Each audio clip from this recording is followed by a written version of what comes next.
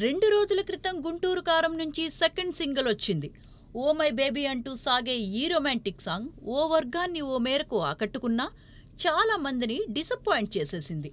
మరీ ముఖ్యంగా తమన్ ట్యూన్, రామజోగయ్య శాస్త్రి సాహిత్యం పేలవంగా ఉన్నాయన్న విమర్శలు వెల్లువెత్తుతున్నాయి.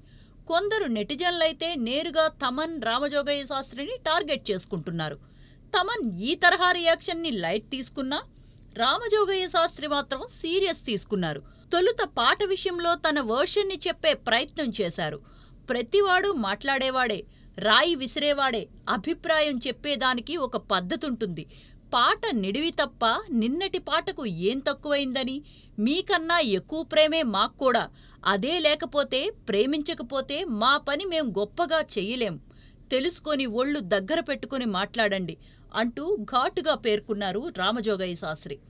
అయినప్పటికీ విమర్శల వర్షం తగ్గకపోవటంతో సోషల్ మీడియా కుక్కల చేతుల్లోకి వెళ్ళిపోతోంది.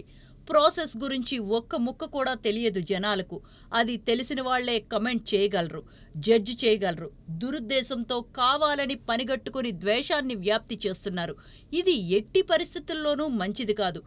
ఎవరో ఒకరు మాట్లాడాలి, గీత దాటుతున్నారు వీళ్లు అంటూ పోస్ట్ చేశారు. ఓ మై బేబీ పాట విషయంలో జరుగుతున్న రచ్చ ఎంతవరకు వెళ్ళిందంటే, ఒక దశ వరకు రియాక్ట్ అవుతూ వచ్చిన రామజోగయ్య శాస్త్రి ఉన్నట్టుండి ట్విట్టర్ అకౌంట్ని డిలీట్ చేసేంతవరకు. అయితే ట్విట్టర్ నుంచి శాస్త్రి తాత్కాలికంగా వైదొలిగారో లేదంటే శాశ్వతంగా బయటికి వెళ్లిపోయారో తెలియదు కానీ, ట్రోలింగ్ నెగటివిటీ మాత్రం తనను బాగానే హర్ట్ చేసిందన్నది స్పష్టం. ఏది ఏమైనా ట్రోలింగ్ ఓ స్థాయి వరకు భరించతగ్గదే. అది హద్దు దాటితే ఎలాంటి వారికైనా బాధ తప్పదు.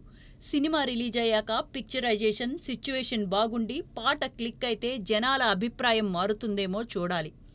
ఈలోగా గుంటూరు కారం నుంచి మరో పాట వచ్చి అది జన నీరాజనాలు అందుకుంటే మాత్రం రామజోగయ్య శాస్త్రి తిరిగి ట్విట్టర్లోకి రావడం పెద్ద విషయమేమీ కాదు. చూద్దాం.